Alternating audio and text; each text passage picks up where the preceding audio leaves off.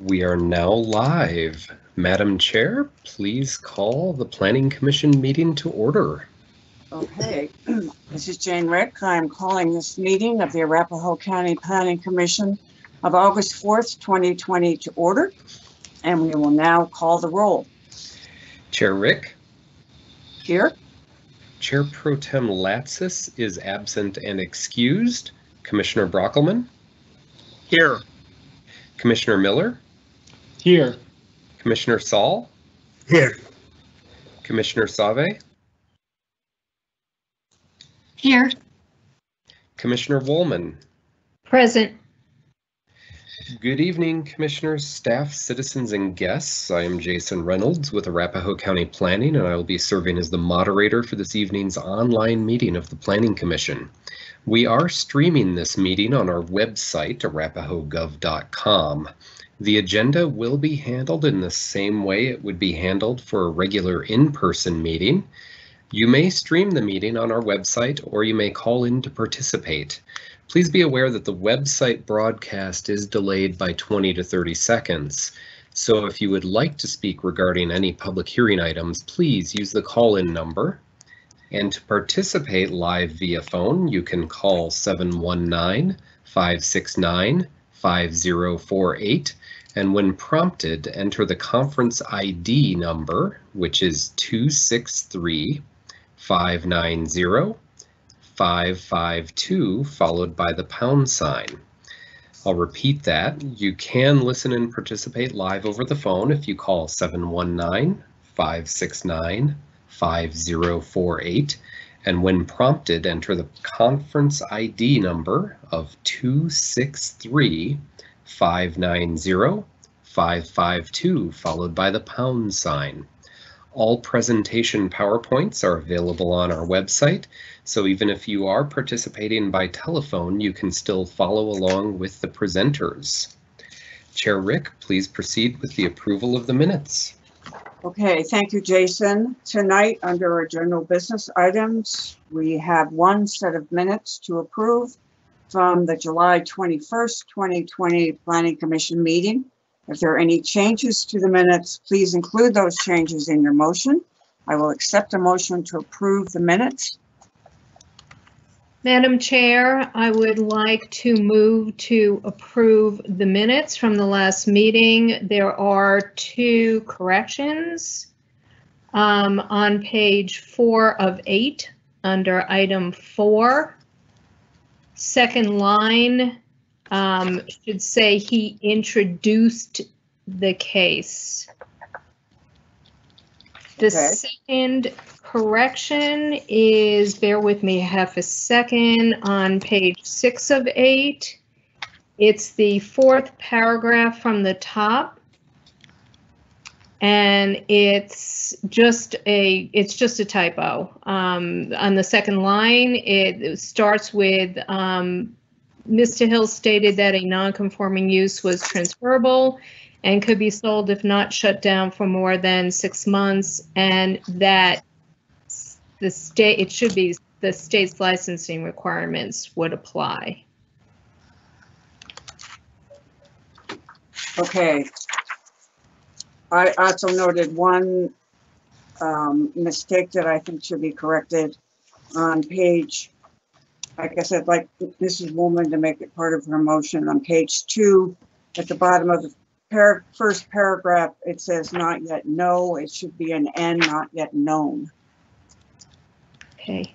I would like to include the chair's further correction to the minutes from our last meeting and move that they be approved. Very good. Do we have a second, please, for the motion as presented? I second that motion. That was Mr. Miller? Yes. Has seconded the motion with the corrections noted that were part of the motion. Is there any discussion? Hearing none, Mr. Reynolds, please call the roll. Commissioner Brockelman. Aye. Commissioner Miller. Aye. Commissioner Saul. Aye. Commissioner Save. Aye. Commissioner Woolman. Aye. Chair Rick. Aye. The minutes are approved on a vote of 6-0 with one person absent.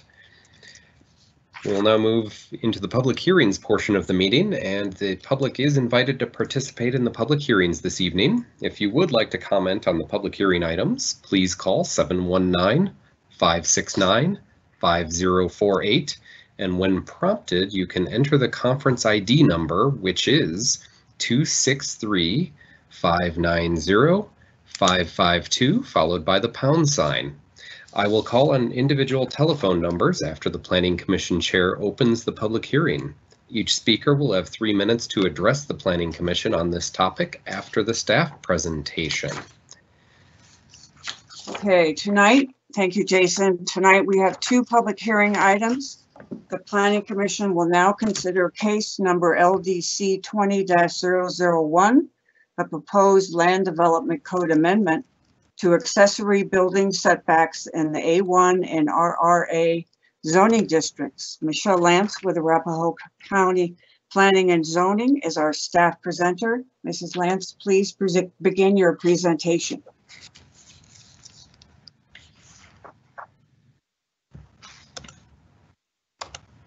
Good evening. Staff is proposing to change the front setback for accessory buildings in the A1 and RRA zone districts. Currently, I don't hear very well. Is your I'm mic? sorry. Is this? That's better. Thank you. Okay. Currently, our code requires that accessory buildings are even with the front building line of the home or behind it in these zone districts. And we're proposing to change that setback to a minimum of 100 feet from the front property line, regardless of where the home is placed. This change is being proposed after both seeing and hearing from citizens about the practical difficulties our current code creates on some of our larger rural properties in the Eastern County. In our A1 zone district, the minimum lot size is 19 acres, although many properties can be much greater. That's just the minimum lot size. So like we talked about, the accessory structure front setback is even with the front building line of the home or behind it. So if someone had a very large piece of A1 property such as this that was around 500 or 600 acres, and you choose to put your home about 700 feet back, that leaves a huge area here on the property that you've limited no buildings to be in, whether that is practical for how they want to use the land or not. The current code would prohibit it from being in the front area of this property in front of the house. The second zone district, Rural Residential A, has a minimum lot size of 9 acres, although some properties can be larger. Has the same restriction of the front where accessory buildings can go, which would be the front building line of the principal structure. Here we have an example of an RRA zoned property where the accessory structure was constructed first, and that already limits an area where they could build the home because of where they built this structure. So changing that for this zone district would create some consistency and serve the same purpose of allowing more flexibility and more buildable area on our larger rural properties. So other than just being having more flexibility and buildable area on the property, it can also reduce the need for additional road construction. There are rural road standards that are relied upon by emergency services to access structures and homes. So requiring, if someone were to build their home on the front half of their property or I mean, already towards the back of their property, they want to build an outbuilding to make that road go back further to those standards would create additional costs for owners and just, you know, logistics for being able to provide service to those structures. And then we also just get a lot of frequent citizen requests for change. So the ultimate proposal is just to make this a 100-foot setback for accessory structures, regardless of where the home is, while making some considerations for our existing structures that are already on properties out in the Eastern County. We did have a study session with the Board of County Commissioners on June 10th, and we did not have any you know, notable concerns, and it seemed like, you know, this was a reasonable proposal. We did send this out to referral for both internal and external agencies. We received referral comments back from 2 members of our East Arapahoe County Advisory Planning Commission, Deb Deachel and Tom Coker, in support of the flexibility it provides homeowners. Gary May of May Farms was in support of this change for a variety of reasons, whether that was for, you know, flexibility on the property, reducing impacts of, you know, further roads going to homes. He's got some additional comments that are attached. Bennett Watkins Fire Rescue did respond, and they had no issues with the proposed regulation and reiterated that the continued need for that requirement for accessible driveways meeting those rural road standards and fire code to serve any proposed accessory structures, regardless of where they're situated on the property, is important. We had a response from the following, but with no comments: Arapahoe County Mapping, Arapahoe County Sheriff's Office, East Arapahoe County Advisory Planning Commissioner Arnold Hollingsworth, Unincorporated Arapahoe County Economic Development James Shelley, I-70 Corridor Regional Economic Advancement Partnership, our Strasburg Fire Department, Tri-County Health Department, and Douglas County Planning. Additionally, we did also solicit citizen comment by sending out a postcard advertising our online webpage that goes over any new code changes that are being proposed with the latest information, as well as a survey that went out to citizens for this proposed change. We got about 17 total responses in all through that online survey, and the majority were in favor and appreciate the flexibility that this allows for property owners. And then we had 2 that were in opposition. However, one was about a piece of property, concerns that a piece of property that would be about like a 2.5 acre parcel, but this does not impact any properties under 9 acres. And then one was also concerned about a larger acre of property that happened to be by smaller residential property, and their setbacks would always be smaller. But I wasn't clear if that was related to a specific zone district. And that is there any questions of staff? We'll go over individual commission members to see if there are any direct questions for staff. Commissioner Brockman. I don't have any questions at this time. Okay, thank you. Commissioner Miller. Nothing at this time. Commissioner Saul. No questions. Commissioner Suave. No questions or comments. Commissioner Woolman? No questions. Okay, I have none either. At this point, we will note that it is a public hearing, and our moderator will call on individual telephone numbers to participate in the hearing. Jason. All right, thank you, Chair. We do currently have one caller on the line, and I'll ask caller with the last 4 digits of 6895. If you'd like to speak regarding this item, please state your name and location for the record, and you'll have 3 minutes to comment.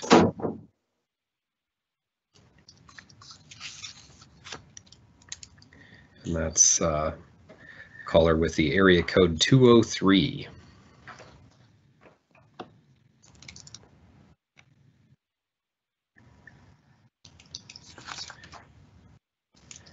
Not hearing any response from that caller, and that is the only person on the line currently.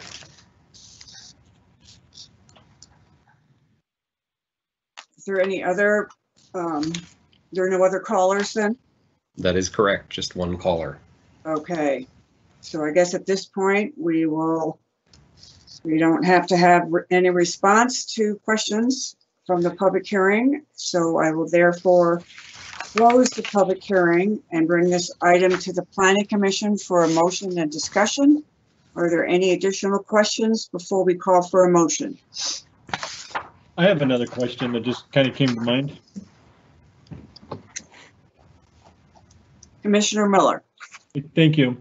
So if we go back to some of those photos that you were showing, I mean, there's a lot of properties around here that actually have roads on both sides of them. And so then where does the setback start from? So the front property line of a property generally corresponds with the road they access off of. So on this one, it would be their front property line would be there. And in this example, down here, it appears that this is the road easement, or they created a parcel for that road to access there. I guess kind of what I'm saying, though, is there's a lot of properties, though, that have roads that will drive all the way across their property from one road to another. In that case, I have seen that occur at times, and that's generally an access that wasn't permitted. If we were to get a concern about a secondary access like that, we would be going off of, we'd be looking at how it was addressed by our mapping department, and we would see which access matched up with that. And if we were to get a concern about a secondary access, I would talk with our engineering department and see if they were granted to. But I'm not sure how often that is the situation. I've only seen 1 or 2 before, but we would go off of that original access and that original address they were issued off of is their front property line. All right, thanks. Are there any other, you're satisfied now, Mr. Miller? You're okay? I am, thank you. Okay, are there any questions from Mr. Saul? No, I don't have any questions. Okay. I guess we already went over that list. We'll move on, and if there are no other concerns or questions, I will accept a motion regarding the proposed land development code amendment. If somebody is interested in making a motion. Madam Chair, I'd like to make a motion in the case of Mr. Woolman, thank you. That is correct. In the case of LDC 20-001, RR-A and A-1 front setback for accessory buildings. The Planning Commissioners have reviewed the staff report, including all exhibits and attachments, and have listened to the applicant's presentation Sorry, and any public comment is presented at the public hearing. I hereby move to recommend approval of this application based on the findings in the staff report, subject to condition number 1. Okay, the motion has been made by Commissioner Woolman. Is there a second to the motion? Commissioner Brockelman seconds. Mr. Brockelman has seconded the motion. Any further discussion? Mr. Reynolds, please call the roll. Commissioner Brockelman, Aye. Commissioner Miller, Oppose. Commissioner Saul, Aye. Commissioner Sauve, Aye. Commissioner Woolman, Aye. Chair Rick. Opposed? The motion passes. The motion passes on a vote of 4 in favor, 2 against, and 1 absent. Okay, we will now consider our second case of the evening, which is case number LDC 19-003, a proposed amendment to the Land Development Code that would require neighborhood meetings for some land development cases. Planning Commission Suave, I understand you have a statement regarding this item. Yes, this is Commissioner Sauve, and I wanted to disclose that in my previous role, before I was appointed as on the Planning Commission, I attended a 4 square mile development committee meeting last fall where Kelsey Dombrowski and Jason Reynolds were present, and I did give input for the referral that was submitted from 4 square mile. However, I do feel that I can make an unbiased recommendation, and I do not feel that there's a conflict for me. Thank you very much. Does anybody have a problem with this disclosure? Okay. Thank you, Commissioner Suave. Now, Kelsey Dombrowski of the Arapahoe County Planning as our staff presenter. Kelsey, please begin your presentation. All right. Good evening, commissioners. Can you hear me all right? Yes. Great. So this is Kelsey Dombrowski with the Planning Division. The next case on the agenda is LDC 19-003, a county-initiated land development code amendment to establish regulations for required neighborhood outreach as a standard part of certain land development cases. The county attorney reviewed the public notice and determined that the applicant has met all the public notice requirements, thereby establishing jurisdiction on this case. So tonight I'll give an overview of current county outreach requirements and the reasons to conduct outreach, followed by a summary of what the Planning Division has learned about neighborhood outreach through research and feedback. And then finally, I'll share the regulations that were developed based on that research and feedback. As I mentioned, this code amendment is county initiated and was catalyzed by controversial cases that have been seen over the last few years that could have benefited from neighborhood engagement. Early and directed outreach is beneficial to the county, the applicant, and the neighborhood, and I'll go into those benefits shortly. So to start, the Land Development Code currently only requires neighborhood outreach for cellular projects within 500 feet of residential development. And although staff recommend meetings for projects that may impact nearby citizens or land uses, or may otherwise be controversial, applicants don't always take this advice. And projects like Waffle House and the Silver Creek Sporting Club are examples of cases where staff recommended contacting neighbors, but the applicant did not. And both of those cases resulted in opposition, lengthy public hearings, and eventual case denials. So challenges experienced with those and other cases could have been lessened by conducting outreach. And the benefits of conducting outreach are felt by the county, the applicant, and the citizens. Outreach provides the opportunity to inform citizens and hear their ideas about changes to their community, which can lead to common ground and a better fit project. Both the applicant and the county can save time and resources when project plans are more amenable to all parties. And hearings and hearing preparation are often more efficient without last-minute citizen comments, and establishing positive citizen-applicant relationships have benefits that go beyond the case at hand. So as I mentioned earlier, research and outreach were conducted to better understand what form of required neighborhood engagement would be a good fit for the county in terms of land development cases specifically.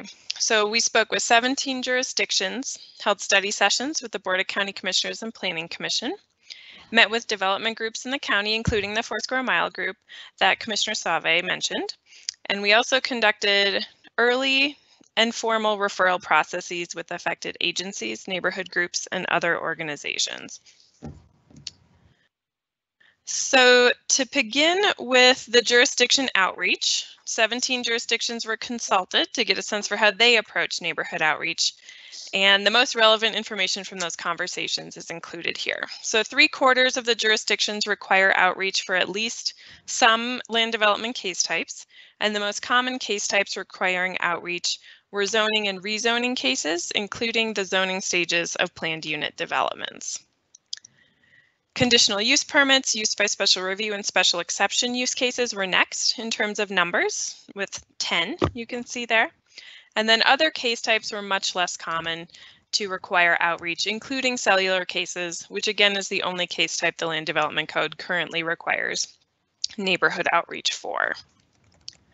13 of the 17 jurisdictions have staff attend neighborhood outreach events, and 13 of 17 jurisdictions have the applicant decide the location of their outreach, which is typically a meeting.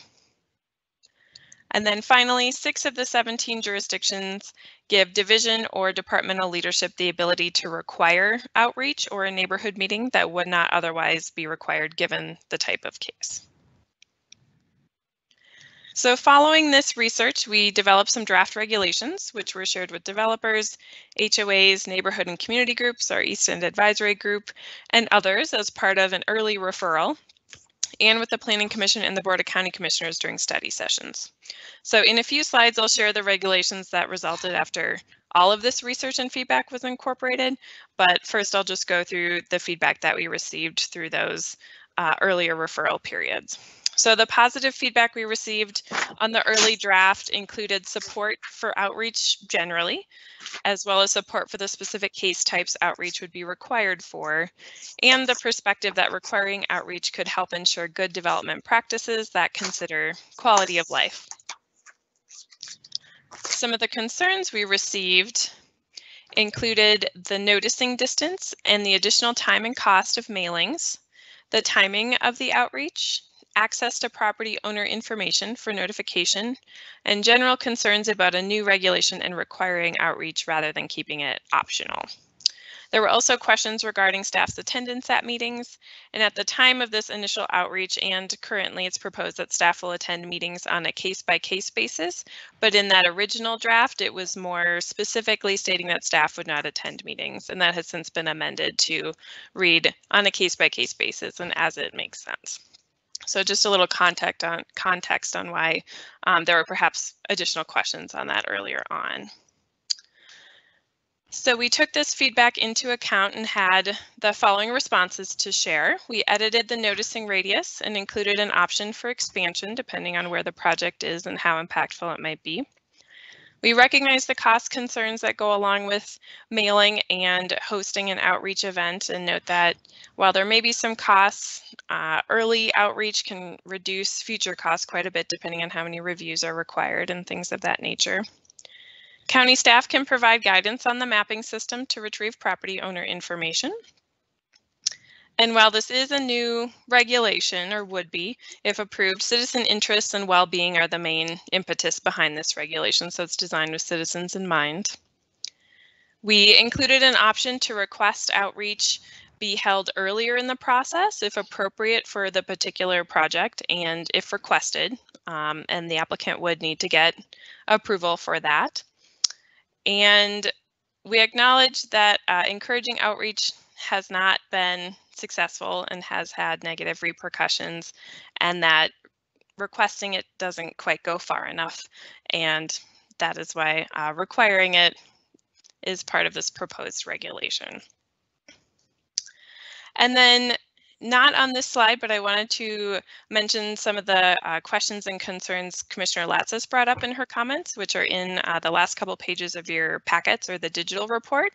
And so she posed some questions and concerns regarding coordination with the HOA and timeline. And so I just wanted to clarify that while an applicant could coordinate with the HOA to set up their meeting and in terms of location and time and logistics, the applicant has the ability and, the agency to coordinate that meeting on their own to ensure a reasonable timeline for their own project and connection with property owners themselves. The notices would go out to property owners within 500 feet of the project or an adjusted noticing radius, as well as the HOA. We wouldn't rely on the HOA to distribute that information because, as she noted in her comments, those those boards are sometimes volunteer. They may not have the capacity to keep up with all the correspondence they receive immediately. So I just wanted to address that concern as well and reiterate that the applicant would have the opportunity to move things along and contact those property owners directly rather than relying on the HOA. And then I also wanted to acknowledge the question regarding staff attendance, just because this has brought up some discussion in the past. And so there are several reasons why staff attendance at all meetings might not be a good fit. So staff can sometimes disrupt and distract developers' connections with residents. There can be a misperception or a misunderstanding of staff's connection to or endorsement of a project. And both of those kind of go along with the fact that at the time of the outreach, the project would not be an official submitted application with the county, and it would just be a proposal not tied to a county application. We're also working with limited staff resources, but that the division manager and the planning division could determine attendance at neighborhood meetings or outreach events on a case-by-case basis. So it's not as if staff would not attend any meetings. There may be some meetings that it's especially appropriate for staff to attend. And additionally, applicants are required to submit meeting notes and outreach records to document that outreach, and I have a slide on that next. And then finally, as per usual, attendees of any outreach events or just concerned citizens, neighborhood organizations, or HOAs are always able to submit their own comments or notes to the case manager or to the planning division more generally. And so I wanted to expand on the outreach notes that applicants would be required to provide, since there was a question on this at a previous study session. And so the applicant would need to discuss the outreach and the contact logistics with staff prior to contacting citizens, so having staff review their proposed letters, signage, property owner list. They would need to mail a description of the project and outreach information to property owners within the noticing radius. They would provide a mailing affidavit and signposting forms to indicate adequate notice. They would provide to staff the sign-in sheet, a copy of their presentation, documentation of all comments shared, and a response to comments. Again, any other meeting attendees may share their own notes or experience, and then again, staff may attend on a case-by-case basis and would have that firsthand experience as well. And so after reviewing all of those things, other jurisdictions' practices, gathering feedback in a few different ways, discussing planning division needs and interests, and meeting with commissioners, we suggest the following in terms of required neighborhood outreach. So outreach would occur after the pre-submittal meeting and prior to application submittal. The case types that would require neighborhood outreach would be zoning, rezoning, planned unit development stages that set zoning, and use by special review. And cases that would require outreach if deemed necessary just because of the nature of the particular case would be location and extent, subdivisions, major amendments to previously approved projects, and specific development plans that are the second step of a planned unit development. And having these sort of, if deemed necessary cases, is kind of a good reminder and indicator to staff and applicants that while not every location and extent, for example, would require outreach, that it's a possibility for their case.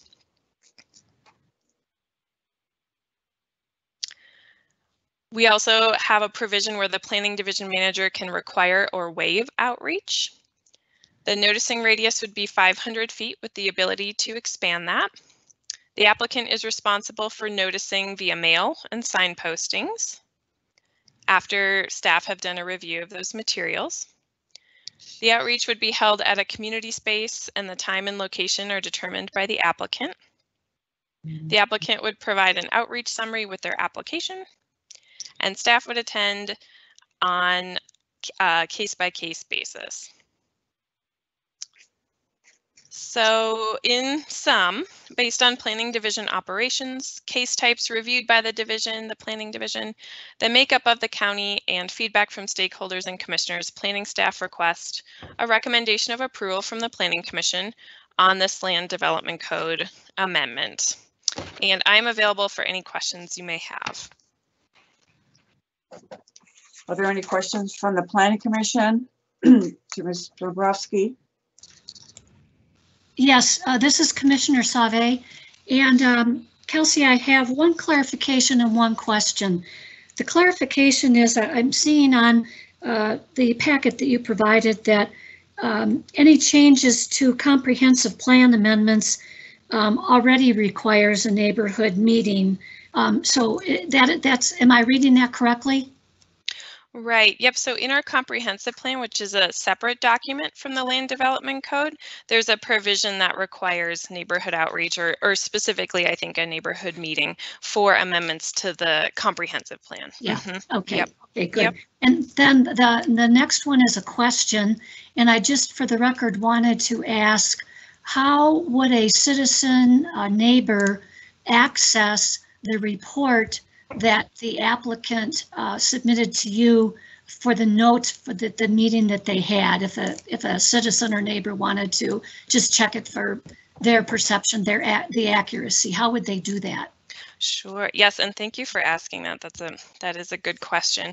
So we have this online file sharing system called Acela Citizen Access. It exists for citizens and applicants in the county to be able to look at and share documents. So when an applicant submits their application, most of those documents are visible to the public and are public records. So a citizen could type in that case number, and then the documents for that case would pop up and they can open them just as a PDF and take a look and kind of assess for themselves and kind of see how their comments may have been captured, or if something maybe has changed since they attended that meeting, they could access that information there.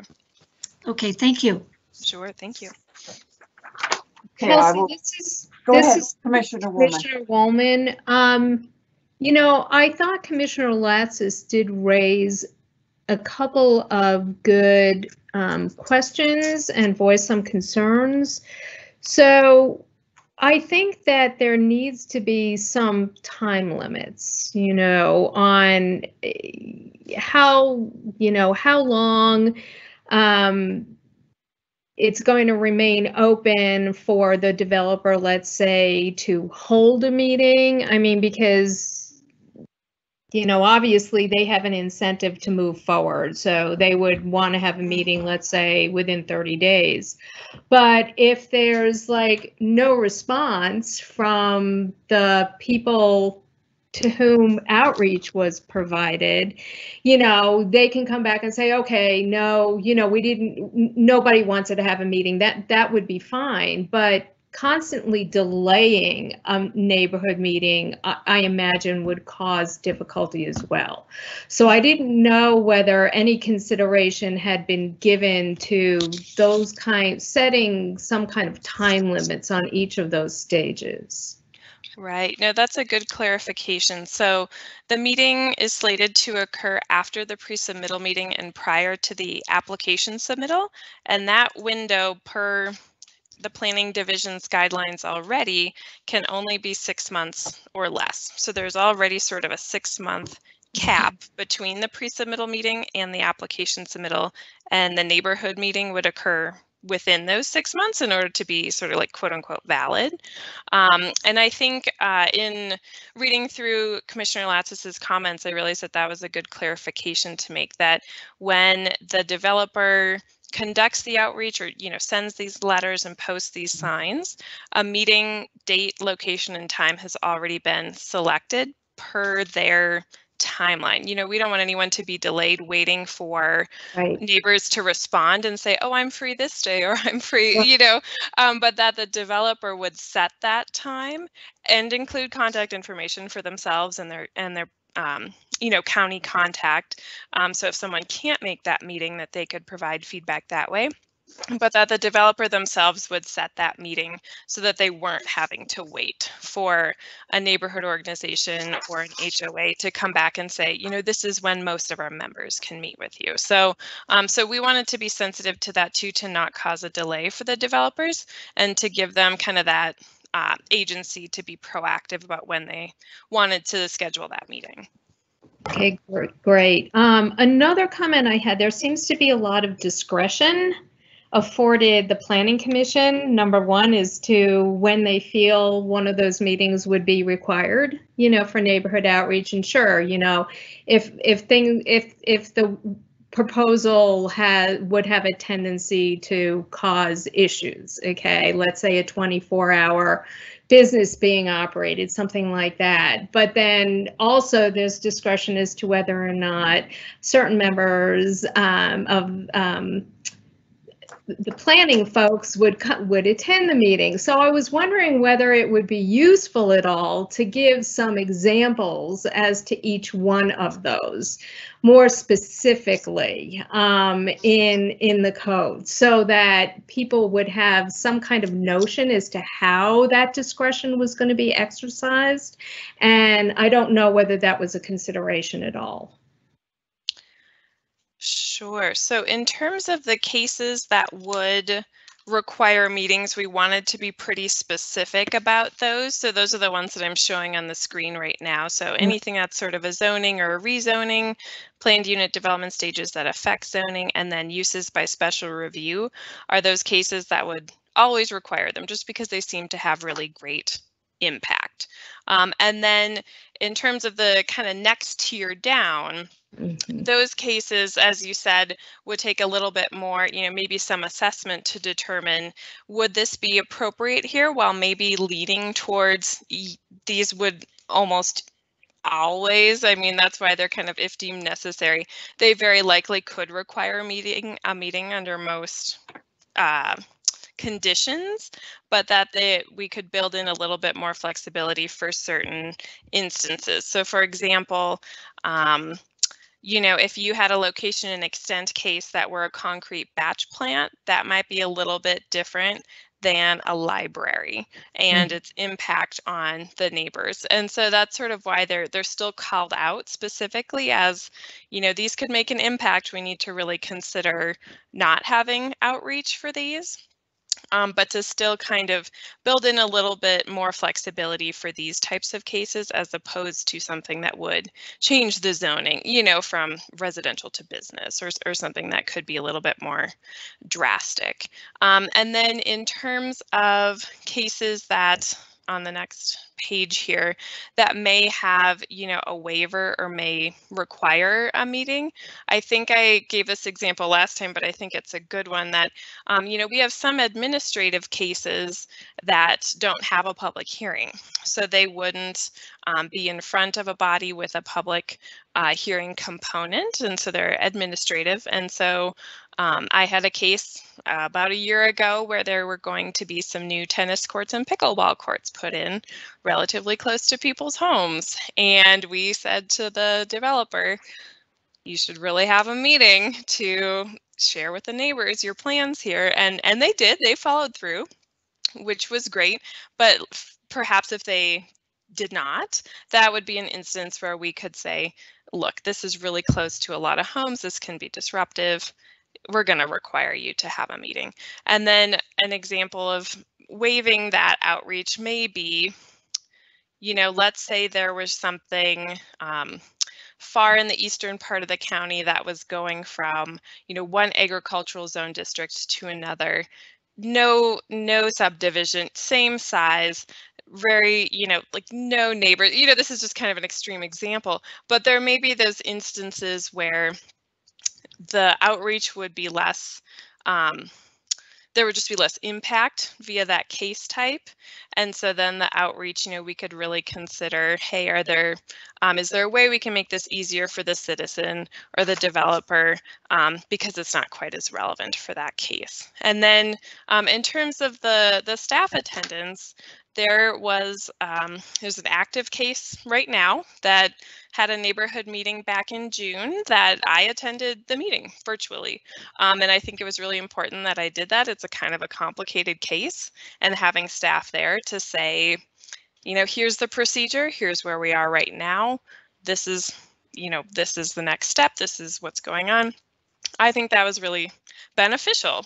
And then there are other cases where it might be more beneficial for the developer to really make that strong connection with the citizens and not sort of have staff there as a distraction, So those are just some examples of kind of the case by case and the if deemed necessary pieces that we had built in here.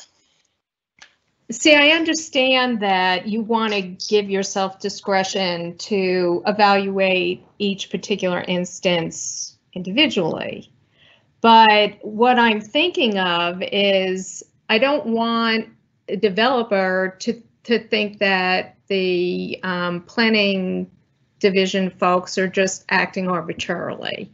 And that's why, if there were certain examples incorporated in, even a supplemental document that could be made available to applicants, I just think that would be helpful to them overall, besides for the,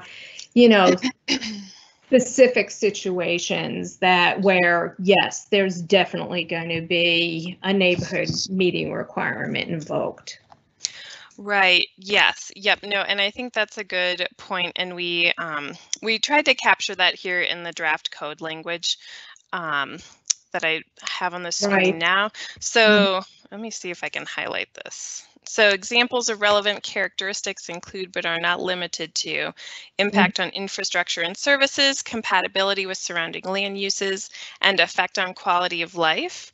And what we envisioned, and I think what's in a little, I don't want to bounce around too much, but what's also in a portion of the staff report here is that we would provide a memo from the planning division manager just to sort of state, hey, this is where we're coming from with this determination, and not sort of saying, well, we've determined this, So I think that's a great point to make, and a great kind of clarification to include, is that, there would be some documentation that went along with those, that assessment of those relevant characteristics. Yeah, I just think that would be really helpful, and thank you for pointing out the memo, that you would make available to the applicant, because I think that would cut down on kind of any negative feelings the developer would have with, your group, because you want to maintain, a free flow of information, right? You don't want it to be an adversarial process. You want this to kind of work out for everyone. So I think that providing examples is, you have in the proposed language, for the amendment, and also maybe, having a document that you could make available for folks. I think that's really important. Sure. Yes, thank you. Is that it for now, Jamie? Yes, ma'am. Okay. Commissioner Brockman, do you have any questions at this point? I do kind of have one, a little bit to Jamie's thing here for its discretion. So out here in the eastern plains of Colorado, a 500 notice or 500 foot notice radius is, well, it doesn't really notify anybody. And, and I read it, yes, the ability to expand. And perfect example is literally I am Gary May's neighbor within a mile of him. And point being is that when he did his agri-tainment and submission and all that, I had no idea of what was going on. Mm-hmm. Okay, so like I say, 500 foot means nothing out here. Right. With it. And so I guess I'm looking for something. What does that really mean? Because a 500 foot is basically a square city block. You know, and that to me, and particularly out here, because, and the example of Gary, you know, it's all well and fine, but being within the very close proximity of him, there was absolutely no notice. Mm-hmm. Mm-hmm. So where's, I mean, have we really looked at, you know, Eastern Plains? Yeah, so we originally had two separate radii, I guess, 500 for in town and 1,000 for out east, you know, kind of using a different kind of format to make sure that we were reaching people. And over time, with our kind of consultation with commissioners and other outreach folks, it got sort of adjusted to be consistent as opposed to kind of drawing a line between west and east. But we certainly recognize that that happens and has happened, that, you know, you say notice, you know, X many feet and your nearest neighbor is a couple miles down the road. Like, feet don't mean anything. Exactly. And so, yes, exactly. And so that was sort of why we wanted to be sure to build in this adjustment of the radius, to really make sure that we look at each case and what they would need for their particular project to make sure that the proper folks were noticed. And so this is also similar language to public hearing noticing. And so that was another place we wanted to be kind of consistent with the outreach meeting noticing and then the public hearing noticing, but certainly understand that out in the east of 500 feet doesn't mean much in a lot of cases. And so that's something else that we would want to make sure that the applicant understood as well, that we would have a specific expectation for them should their nearest neighbor be quite a ways down the road. Okay, okay. That helps me to clarify that, but I guess what I'm looking for is to make sure that, you know, if something like that condition occurs to where they want to change something, is that there isn't any kind of maximum limit set out there with notification with it, because it can make a big difference of what's going on out here. Yes, I agree. I don't think we would want to put a maximum on it. And there's been times, even in the recent past, I had a hearing at the board last week or the week before, and the instruction was to notify their adjacent neighbors, and I asked them to go farther just so everyone was in the know, and they complied, which was great. So I agree that it's really important to not put a max on it, just to make sure anyone who would, you know, see the traffic or see lights from a new development or something like that would get that notice. So I agree, no maximum. Yep. Okay, I'm satisfied. Thank you. Thank you. Commissioner Miller, do you have any questions at this time? I do have a question and a little bit of a comment. Yeah, I don't think that this covers enough for Eastern Colorado, especially along the I-70 corridor where most of the growth is happening, because I think we do fall into that category of new subdivisions or, you know, neighborhoods being built, and they're being built miles away from other folks, and I just think that I don't think we're doing justice really for Eastern Colorado, and I also don't, or Eastern Arapahoe County. I also don't know. I couldn't find anything in the packet here that talks about location of meetings either. So if you've got somebody who's trying to carry out these meetings, you know, when we talk about, again, out here in the eastern side of the county, I'm not seeing where the meeting has to be located. So the meeting will be held at a location of the applicant's choosing. Correct. And the idea is that that is as close to the proposed project site as possible. And, you know, I'm trying to, here it is. And when you are out east, yeah, the locations become a little bit more sparse. That is definitely true. We had a recent oil and gas case that held a meeting at our county's Eastern Service Center, I believe. There's sort of churches and community buildings as options. And I've also heard of developers kind of setting up a tent and having it on the site.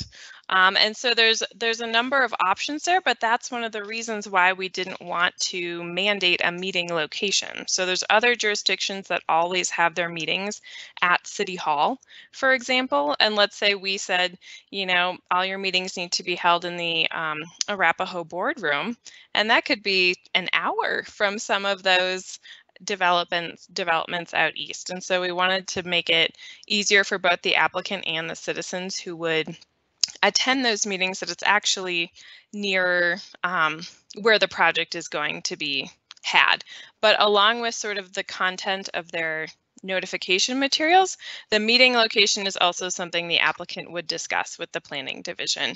And if they said, you know, hey, we're building out by the fairgrounds and we're going to have our meeting in Littleton, no, that's not, that staff could not support that meeting location just because it is so far and less connected to the neighborhood that would be affected.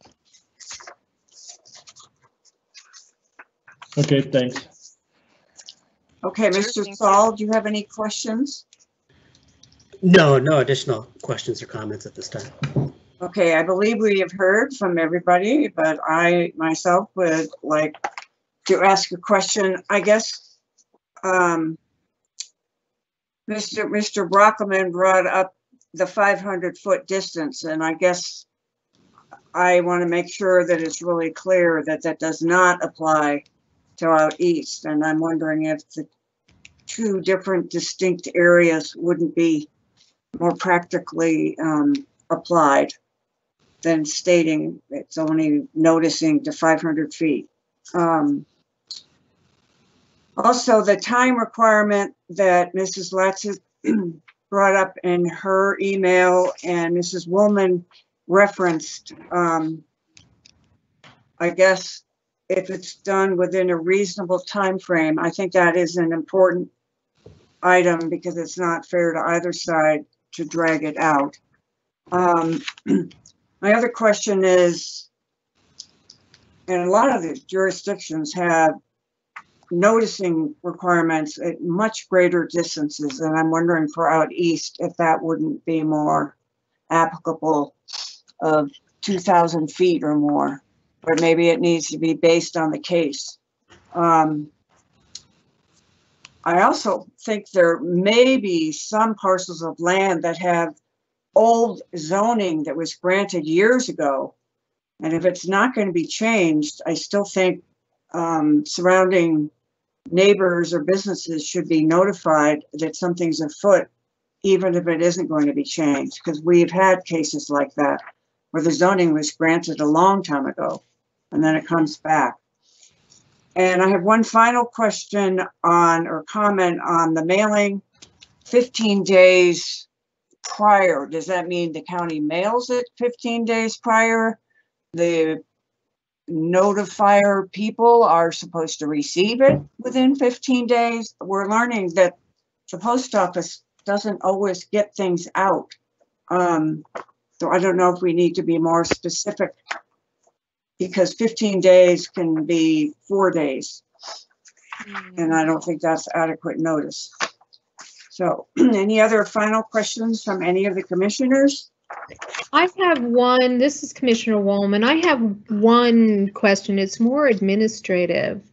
The notice that the folks are supposed to, the applicant is supposed to provide to the homeowners association. I mean, it's up to them to find that, obviously, in the mailing list, but I wonder if some language about the homeowners association, you know, or affiliated management company should be added to the language, because most of the HOAs are managed, you know, by companies. And you know, it's like, yes, there's a state registry for homeowners association and their management companies, but I wonder if that should be called out more specifically. Yeah, let me answer. Do either of you mind if I answer all of those questions in a row? That's fine. Is that all right? Okay, I'll maybe go from the bottom up. So in terms of contact to the HOAs, that is in addition to contacting the property owners within the noticing radius. And I think that was maybe kind of in Commissioner Latzis's questions as well. So all of those citizens within 500 feet, those landowners, those property owners, get the letter. And on top of that, any HOA, neighborhood group, what have you, would also get that contact. And so we have at the county, both on our mapping system, a RAPA-map, we have a layer of HOAs, and so that can help distinguish which HOA is in the area. And then we also have contact for those HOAs that we keep privately for, you know, so as not to spam HOAs with other questions, but we use that information really strategically with outreach for things like this code amendment, bees and chickens, things like that. And so I think what I'm wondering is, you know, if your question pertains to how the applicant would determine who the HOA is. Right, and the reason I'm asking that is because I saw the list that you know, was very conveniently provided to us about which HOAs, you know, were contacted. And I want to tell you, I never heard from my management company, and I'm on my board.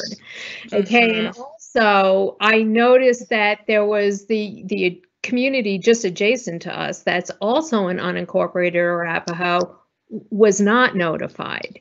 So that's why this question came up, and I realize it's kind of a moving target and it's going to be the responsibility of the applicant and everything else, but it's those kind of like, oops, you know, we missed it events that could crop up later and cause issues, and that's why I'm bringing that up. Right, and so that's a concern of ours as well, because we hear that you know, not extremely regularly, but we have heard that before. There's HOAs that we just don't have direct contact information for. And it's hard, like you said, it's a moving target. Sometimes it's hard to know who to contact, or we do contact them and we get a bounce back. And so then we don't know who the new contact is. And so that's why the citizens within that noticing radius are sort of number one on that list. They are always to be notified, because we can't rely on the HOA, and that's nothing to HOAs. It's a volunteer board. You know, they're all busy people, and or maybe they're just you know, a little bit more independent and they don't have a board that contacts everyone very frequently. So I think that's a great point, and that's why the applicant should really, you know, focus on the notice to those citizens and including the HOA, but to not sort of wait around for a neighborhood group to kind of help with that coordination, because that might not be the style of that particular HOA or neighborhood group. Yeah. Okay, thank you. Yes, and then I also wanted, oh, I'm sorry, was someone else going to say something? Yes, this is Commissioner Brockelman. Would it be possible, because I'm just stuck on this 500-foot radius, I'm sorry, but would this make more sense to say a minimum 500-foot noticing radius? So the language currently states the minimum notice radius is 500 feet from the property boundary, and all property owners, neighborhood groups, and homeowners associations within this radius must be notified. The Planning Division may expand or contract the notification boundary as appropriate to ensure adequate notice. So Okay, the minimum yeah. piece is in there, if that kind of addresses it that. was. You know, I was just reading your notes here, and I just wanted to make sure that we are at a minimum, that's at least the very minimum and can go up from there. So that answers my question. Thank you. Definitely. Sure. And then in terms of the 15 days of 15 days mailing prior to the neighborhood outreach, that's the same length of time that we use for public hearings now, and that has been successful for us in the past, and that's another consistency we wanted to keep between noticing for hearings and noticing for meetings, so that applicants are not doing something, you know, completely wild and different for each kind of outreach or public event that they have, but that there is some consistency there, but that we have them sign a mailing affidavit that they have mailed that letter 15 days prior to the hearing. So over 2 weeks prior to the hearing, they've put that letter in the mail. And so that has worked for us in the past. But that's a good clarification on that yes, no, the mail, especially now, is it's a little bit unpredictable at times, for sure. And then I also wanted to address the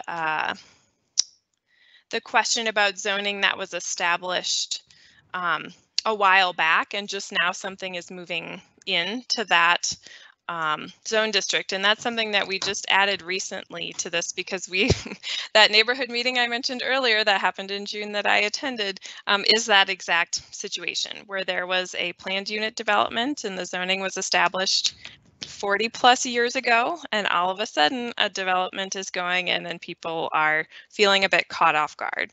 And so so we added this item here, that if you had a planned unit development procedure that had 3 steps, the second step, so the first step establishes that zoning, the second step would start to establish that site plan, but we want to make sure that people are aware that, hey, this zoning exists here. We're starting to talk about site plans, even if it is, you know, over 3 years later, 40 years later, as the case may be. So people are aware of that. But that's another good example of a time when we may want to require a meeting for a case type that isn't in this existing list, that even though the rezoning or the zoning isn't changing, that because something is going in and it's been sort of perceived open space for so long, that we would have the applicant reach out, similar to that story I mentioned about the tennis courts, that something that, you know, seems to be established to you know, local residents. It's perceived open space is very different than kind of what's on the books sometimes. So that's another good example of, you know, how a good example of when we would require a meeting that maybe wouldn't always be required, but then we did try to capture that in terms of planned unit developments with this kind of second step where zoning is established early on, and then the site plan comes in a little bit later. So, so I think those were some of those questions there. Were there any other questions? I guess we're okay, Kelsey.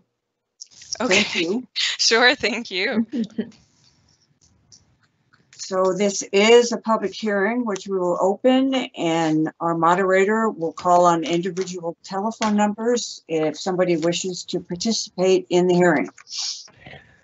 Thank you, Madam Chair. We do currently have one caller on the line, the area code 203 number, last 4 digits 6895. Caller, if you'd like to speak regarding this item, please state your name and location for the record, and you'll have 3 minutes to comment.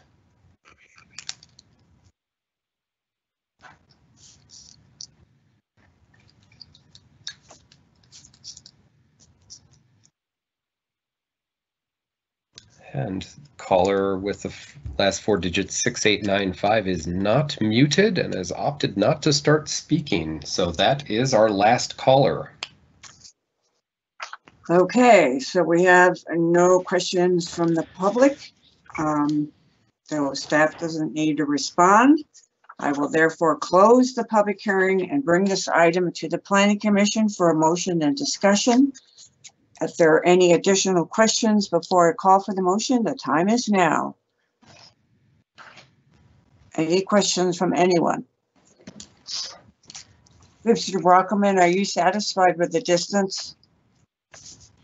I am. I think we can uphold it, and particularly with the minimum requirement in there, and then each individual case looked at. Very good. Okay, the public hearing is closed. There are no other questions. I will accept a motion from someone regarding this amendment. Anybody wish to make a motion? Madam Chair, I'll make a motion. It's Commissioner Woolman. In the case of LDC 19-003, Arapahoe County Neighborhood Outreach Code, I have reviewed the staff report, including all exhibits and attachments, and have listened to the staff presentation and any public comment at the hearing, and hereby move to recommend approval of this application based on the findings in the staff report, subject to the following conditions, and those are conditions 1 and 2. Thank you. Mrs. Woolman has made a motion. Do we have a second to the motion? Madam Chair, this is Commissioner Saul. I'll second. Mr. Saul has seconded the motion, and we will now bring it to a vote. And Mr. Reynolds, would you please call the roll? Commissioner Brockelman. Aye. Commissioner Miller. Oppose? Commissioner Saul. Aye. Commissioner Save. Aye. Commissioner Woolman. Aye. Chair Rick. Aye. The motion passes on a vote of 5 in favor, 1 against, and 1 absent. Okay, thank you. And this concludes our public hearing items for this evening. We will now move to a study session item regarding open spaces master plan. And members of the public, if anyone is still there, is welcome to listen or watch the study session, but is not allowed to take any public comments for the study session, and therefore they cannot participate. So we will now consider the open space master plan, and Shannon Carter and Brett Collins with the Arapahoe County Open Spaces will present the item to the Planning Commission. Mr. Carter, Mr. Collins, please begin.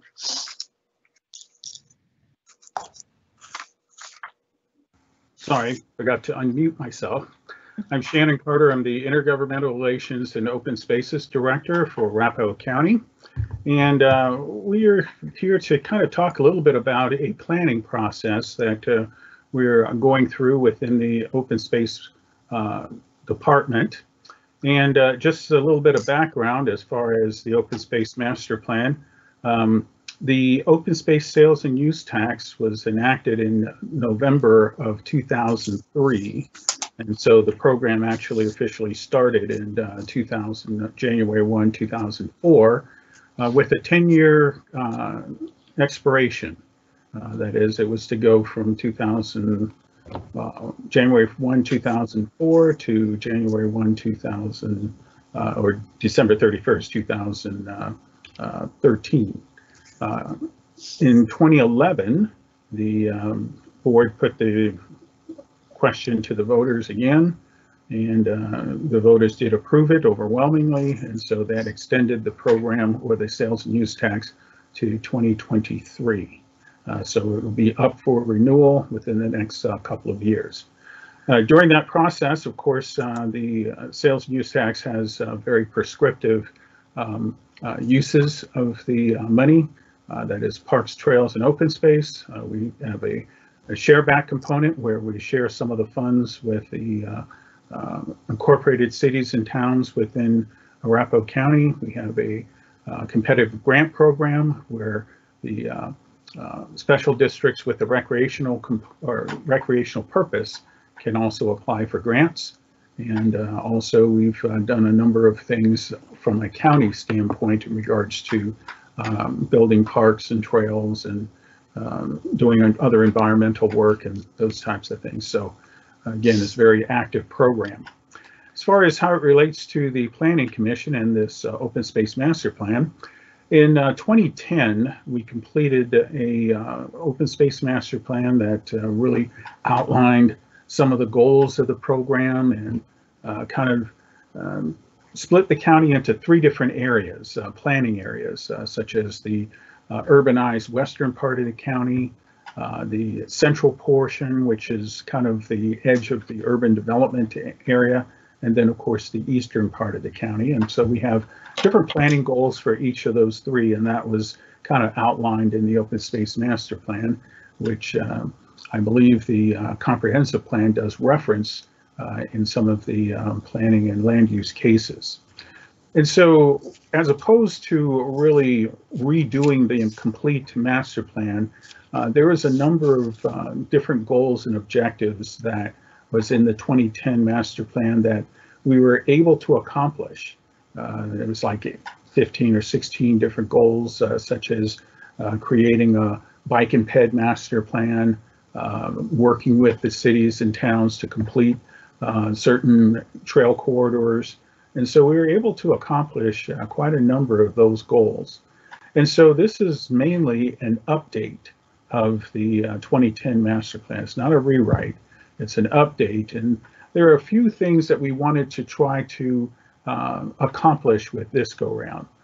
Goal number 1, and it's no necessarily particular order, but one of the goals was to develop a specific acquisition strategy.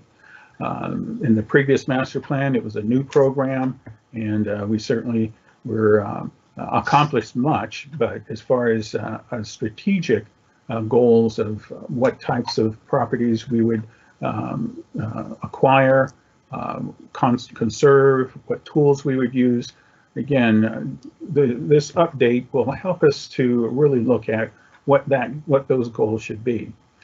Goal number 2 is to really look at how do we maintain what we have. Not only the current existing properties, we have close to 5,300 acres under management at this particular point. And with the open space resolution, there's very little money that's allocated towards maintenance and stewardship. And so that was one of the, or that's another goal that we want to set forth. That is, okay, how do we fund and how do we strategize to make sure that we maintain the properties that we have? And then, of course, goal number 3, we want to reauthorize the program.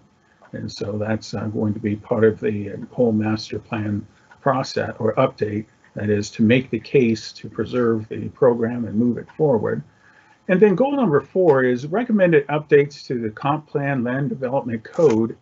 Certainly when we started looking at the existing comp plan and land use codes, there are certain best practices that are absent or missing within it. And so we'd like to make a few recommendations on how do we really look at bringing those codes to up to date, so to speak, and in line with best practices, what some of our adjacent jurisdictions are doing, as well as what some of the best practices are from that perspective.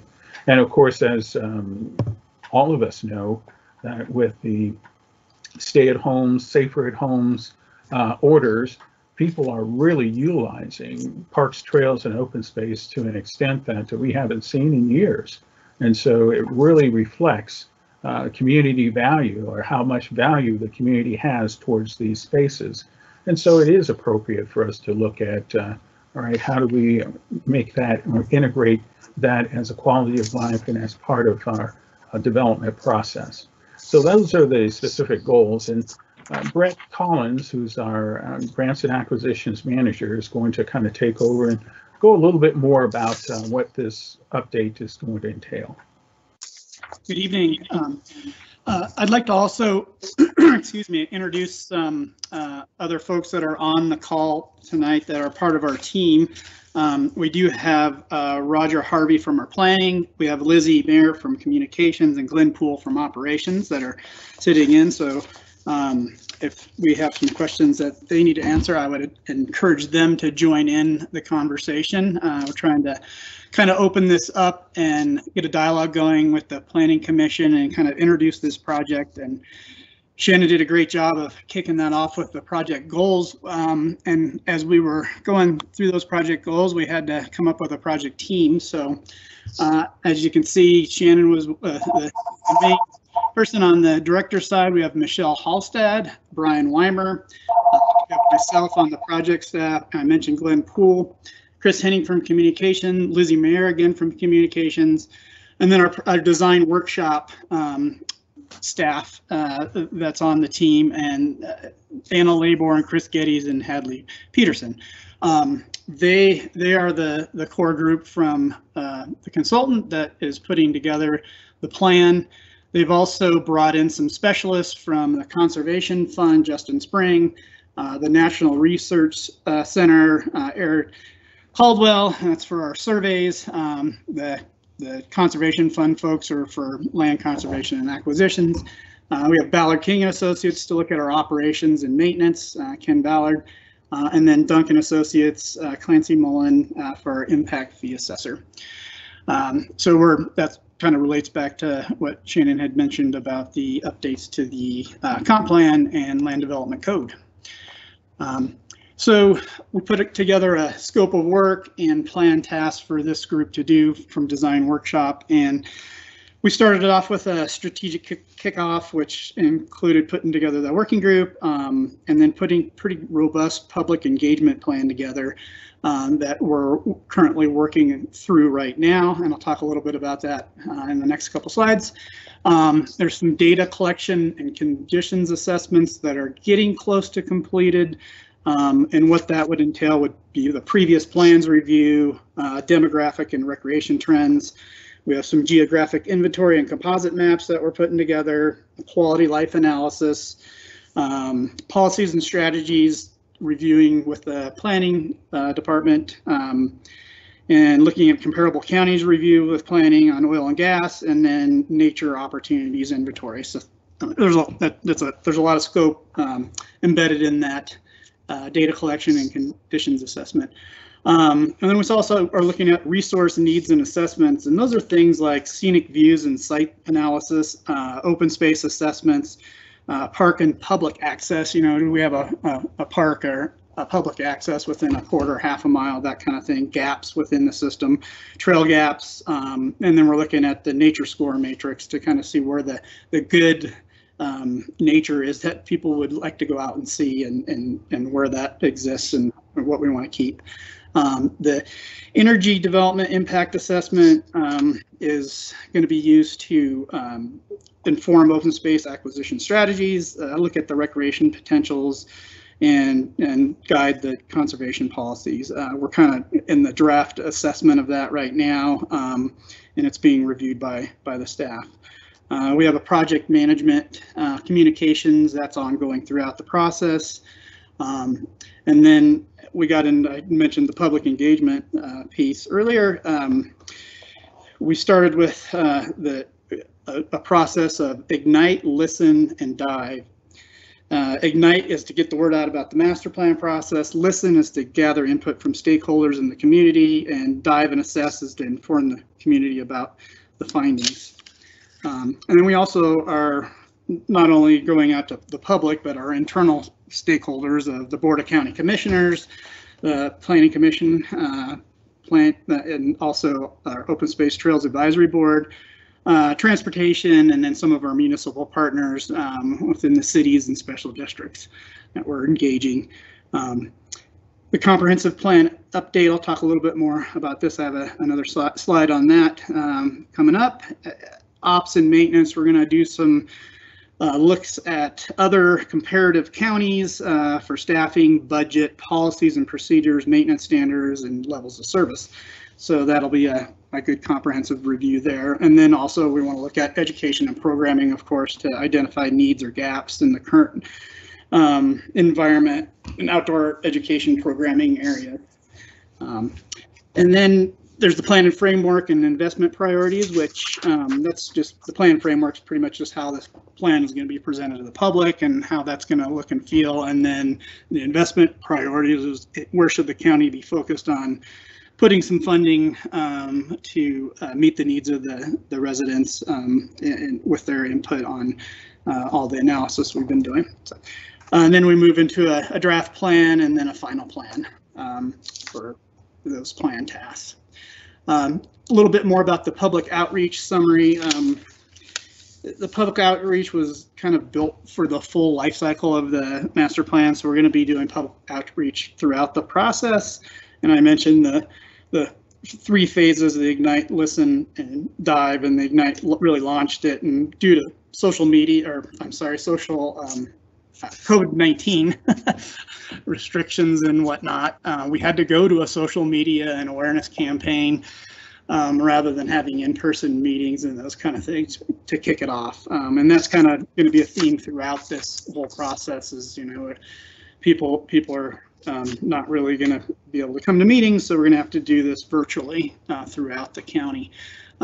So we decided to up that a little bit and put out some trail signs, and on that right hand side of the slide there, we put these signs out, some nice eye-catching things to get people to come and look at our surveys. We put newspaper banner ads in, we put rack cards in different facilities that are open where people could pick those up. And then we have an open spaces master plan website that's shown there that can be accessed, and comments can be made on the email or through the surveys. And those surveys that we did have already closed. We did an online existing conditions survey that actually closed and had about 300 respondents on there to kind of get, you know, a feel for how we're doing so far on existing conditions of the parks, trails, and open space, that kind of thing. And then we also mailed out a statistically valid survey, and we got about 400 respondents on that, which was statistically valid, which ended up being very successful. And then an online open public survey, which was informed by those that sign we were talking about. Those people could go in and take that. And we also emailed it out to known user groups and those kind of things that would want to do it, and about 1,100 people responded to that. We also did some round table stakeholder engagement with the Open Space Trails Advisory Board, the Board of County Commissioners, and that revolved around land use, maintenance, and stewardship, the reauthorization, and then those strategic acquisitions. So we got all this data back on these surveys, and we're now coordinating that, and we'll have more information at a later date. I don't have a lot of information, as we don't have it all compiled yet as of today. But the general themes I think we are seeing is, you know, the county open space tax should be used to provide publicly accessible open space areas and develop trails, which is pretty much what the program does. And then the role of the open space in future development and growth should protect water quality, environmentally sensitive areas, and provide easy access to natural areas for the public. So those were good themes to see coming up in some of these surveys on there.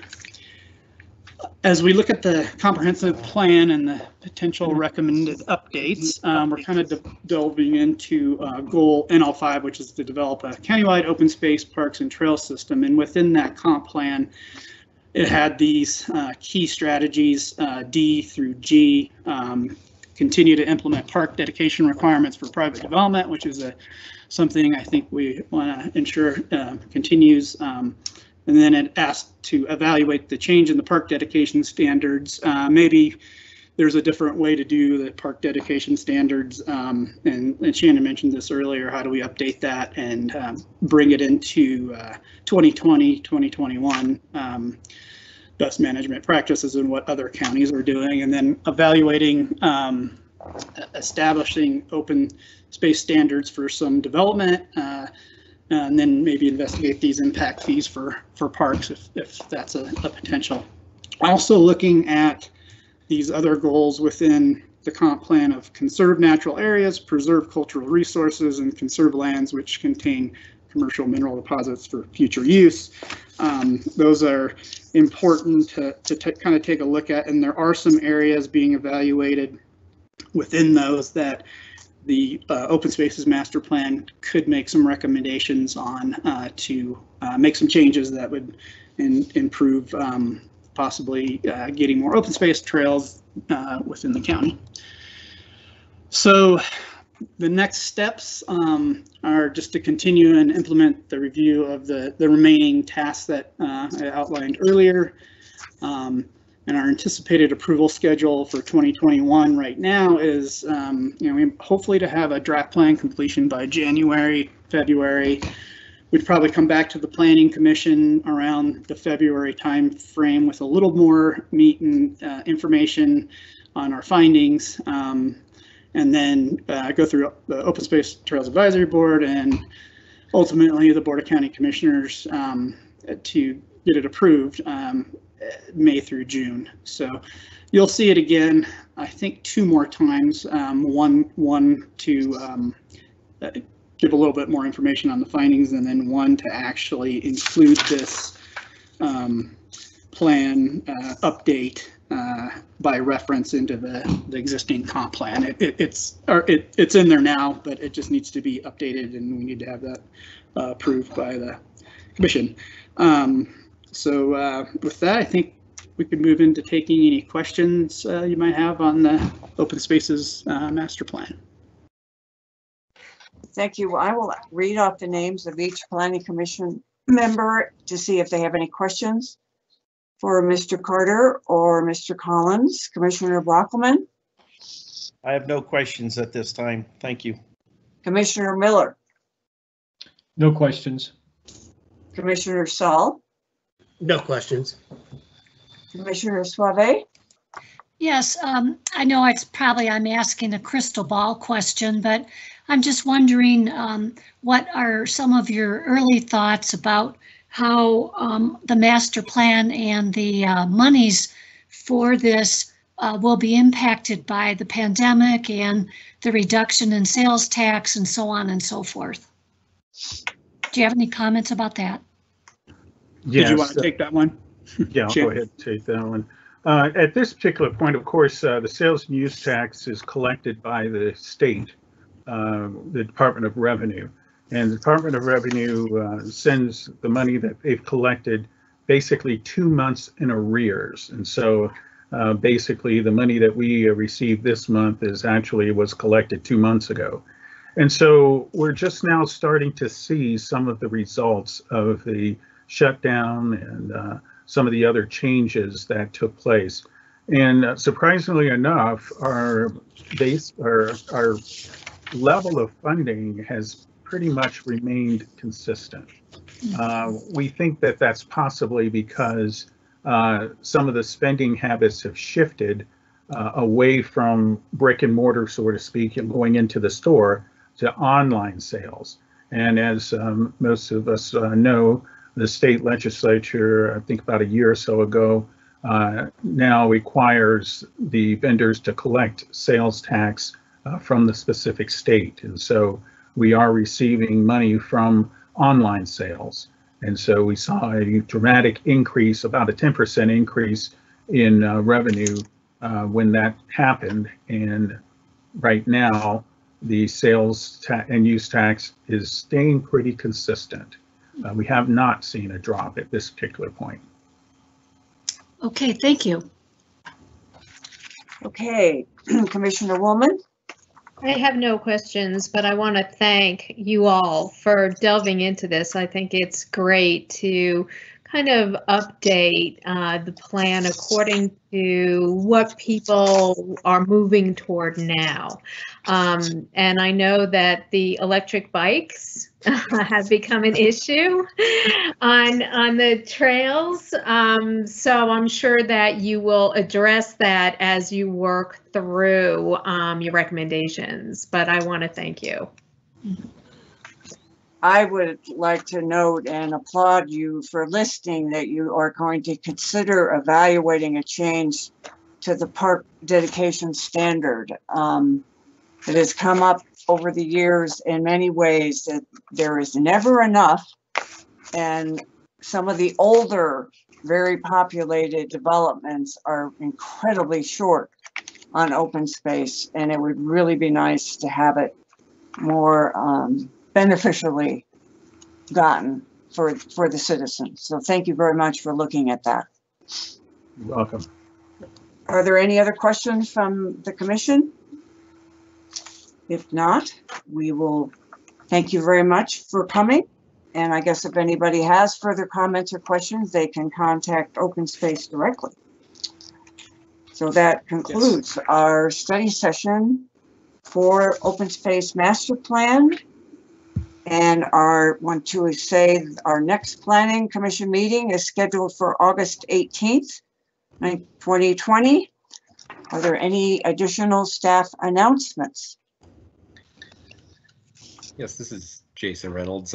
Just announced that we have 2 projects currently scheduled for public hearings on the August 18th meeting. There's a vary on the High Line, which will be a minor subdivision to create a single lot out of a few existing single-family lots. I believe previously, the county previously approved a townhome development on that site, and this is focusing on the platting for it. The second item will be East Virginia Village, a preliminary plat and specific development plan. That's another set of townhomes located just south of Colorado on Quebec, on the west side of Quebec there, a little bit south of Cherry Creek. And those are the 2 projects you'll most likely see on August 18th. Thank you, Jason. And I guess unless there are any other comments or questions from the Planning Commission, our meeting is adjourned, and I thank you all for being here as our odd times continue. Maybe someday we'll meet in person again, but it's hard to predict. Thank you all. Thank you, All right. Thank you. Good night. Thank you. Good night, all.